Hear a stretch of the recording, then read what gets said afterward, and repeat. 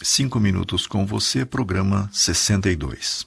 Enganam-se aqueles que imaginam Chico Xavier e as informações por ele propaladas sejam originais. Uma consulta na história do pensamento religioso da humanidade revela informações extremamente interessantes. Na faixa de tempo compreendida entre o século XXI a.C. e o XVII depois dele, existiu no continente hoje denominado europeu um povo distribuído em vários agrupamentos chamados celta, descobertos quando das invasões romanas, que, como se sabe, absorveu vários povos e culturas na formação do poderoso Império Romano do Ocidente e do Oriente. Segundo registros, os celtas acreditavam haver a envolver a Terra em seu mundo chamado de invisível 3 círculos perfeitamente definidos: Anunf, o círculo infernal; Abred, o círculo das migrações ou sucessivas reencarnações; e Gwenved, círculo dos bem-aventurados ou divino. Mais à frente, entre 1265 e 1321, viveu na Itália Dante Alighieri, florentino exilado em Ravenna, onde escreveu uma obra fruto dos sonhos que teria tido abalado com a morte de uma jovem de nome Beatriz, a qual procurava.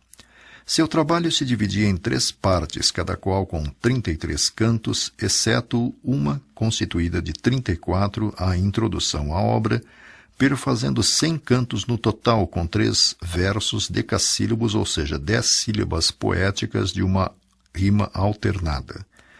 Intitulou-a inicialmente Comédia, por iniciar-se na tristeza e terminar com alegria.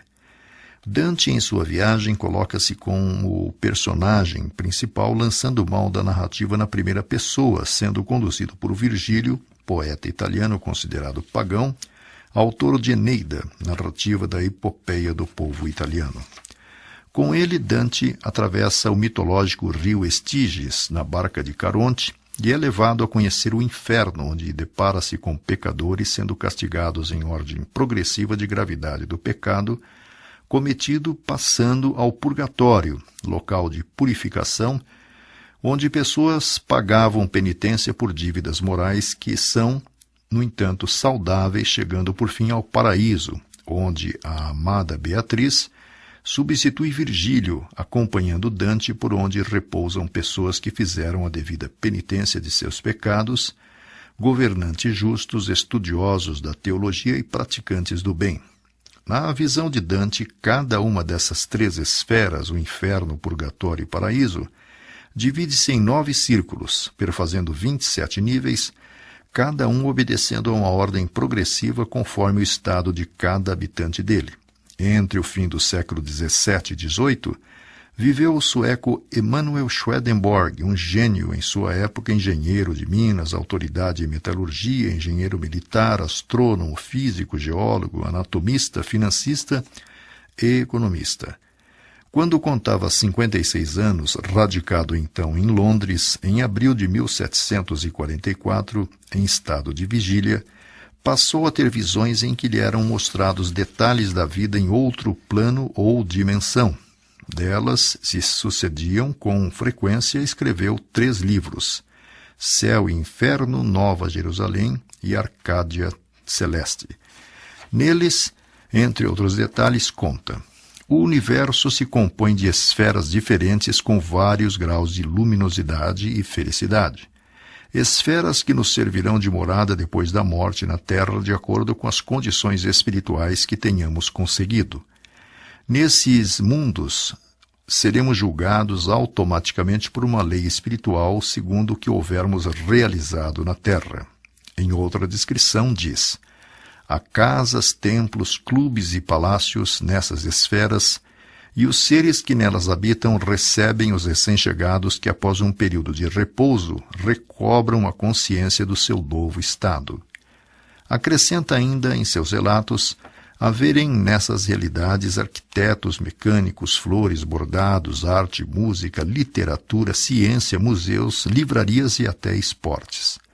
Por fim, já no início do século XX, na Inglaterra, a coragem e o poder econômico de Lord Northcliffe, magnata da comunicação naquele país, publica em capítulos em um de seus jornais a produção mediúnica do reverendo presbiteriano George Daly Owen, posteriormente enfeixado no livro A Vida Além do Véu.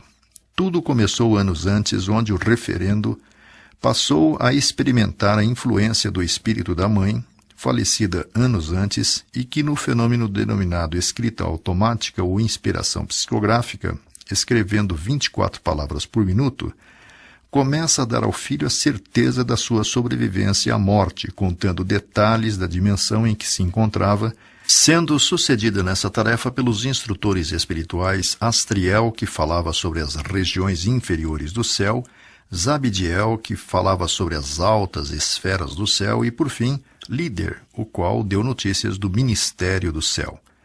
Conta a obra que a região onde viviam era a Terra aperfeiçoada.